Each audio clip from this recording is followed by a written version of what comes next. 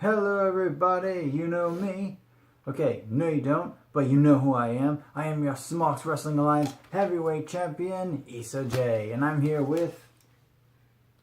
What's your name? Her name's Francesca Bettinelli. Alrighty, so... let's go down the line of what happened on Raw this week. Show started off with Samoa Joe coming out to the ring and doing a promo on Roman Reigns and the Shield. Try to get Roman to come out.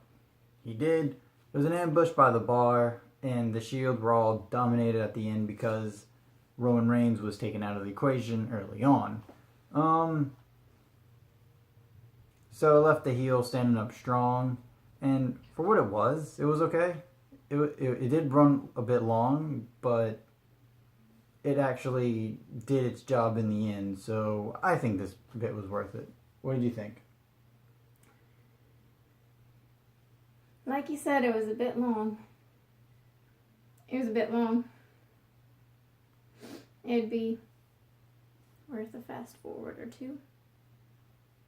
So, do you think it was worth it? You can say no. No, not really. She did not think it was worth it. Okay, so Absolution came out and faced off against Bayley and Mickie James with Sasha Banks on ringside. The match, it was a nothing match. I don't think they even went to a commercial break. If they did, they didn't really need to.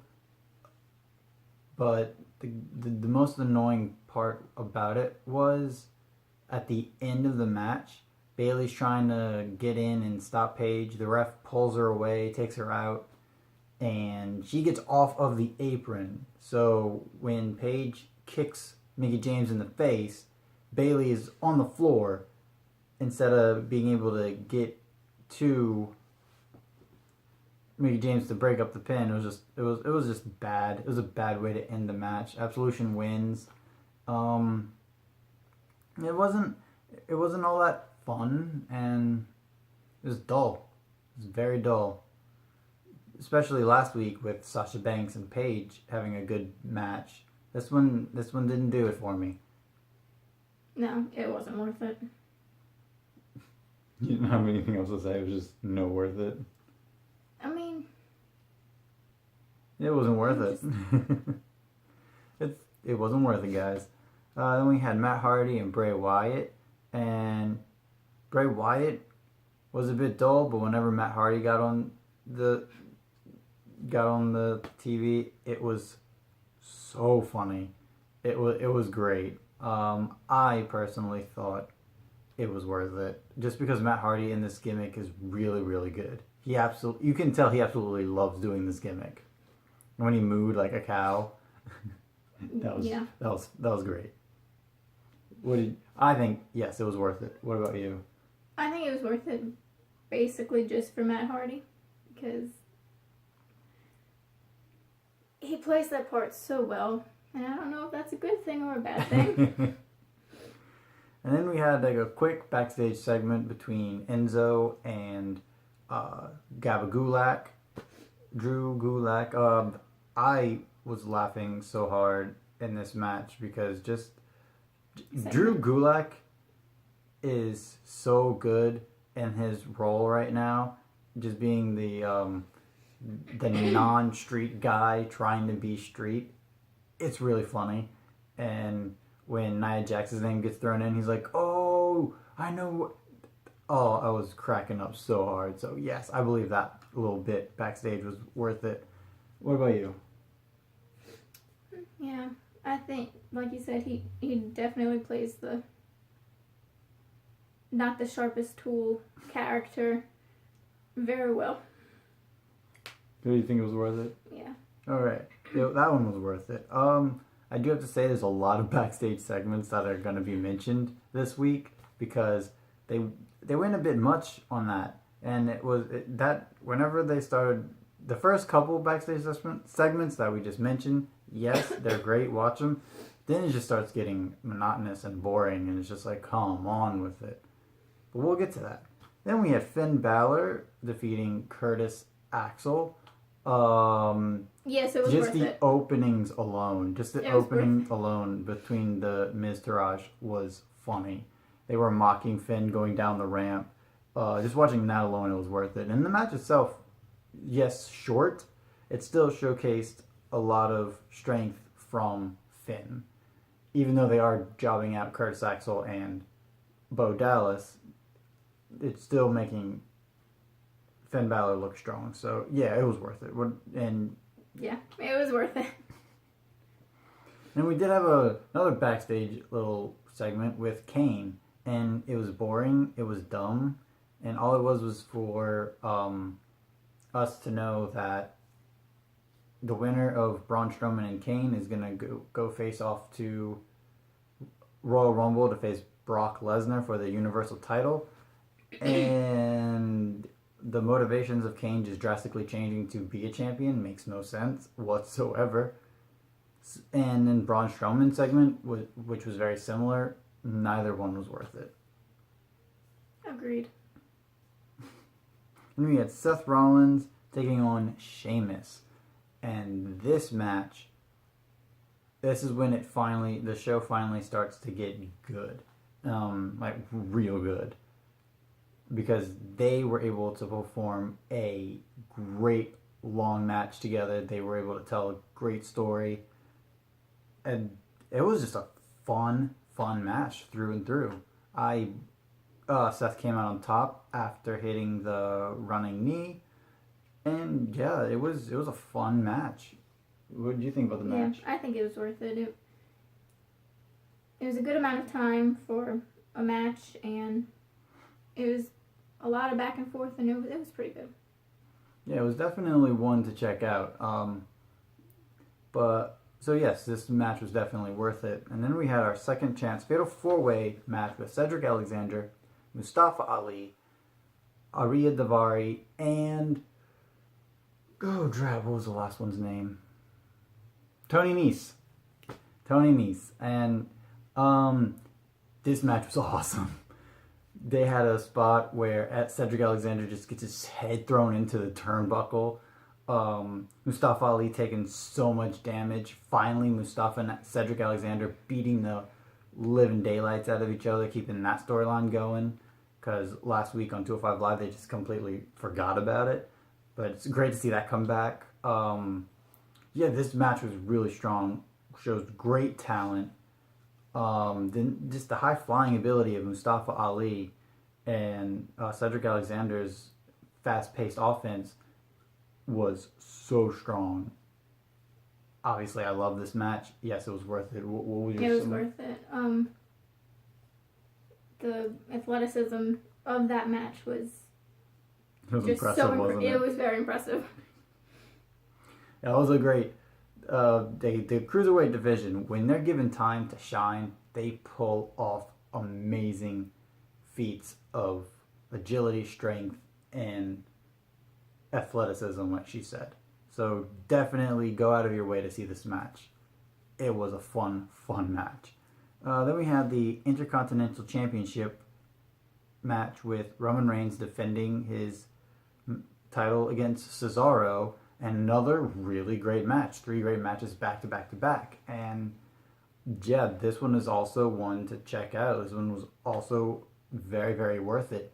And it definitely showed Roman's strength, but it also showed Cesaro's strength and being able to put on a great match and not just look weak.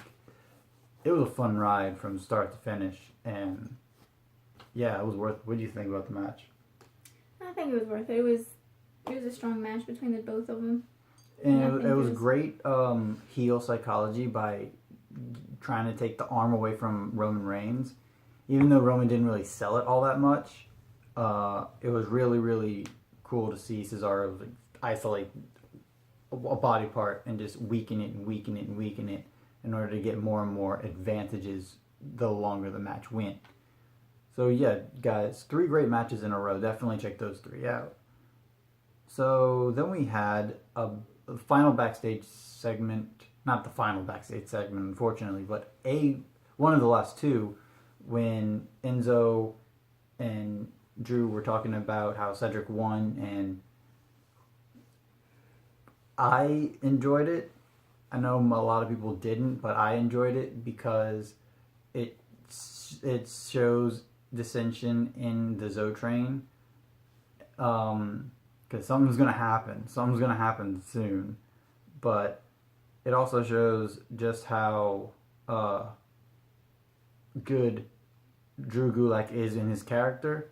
And then when Nia Jax comes out to flirt, it was almost as if we didn't know who she was flirting with. So, a face turn for Drew could be in the works. I doubt it, but if it is, I think Cedric is going to be facing Enzo Amore, but Probably. That's my guess. if it is Drew, be sure to see Nia Jax totally mess over Enzo Amore, because that'd be funny as heck. I thought it was worth it. What about you? Yeah, it really got to the behind the scenes of, is this friendship really that Strong. Yeah. Yeah, definitely. And then we had Asuka versus Alicia Fox, but this match never happened because Absolution beat up Alicia Fox backstage. And then we had Asuka just in the ring. Absolution came and they finally attacked her after a couple weeks of teasing it. And for the most part, Asuka got a lot of great, strong offense in before the numbers game got to her.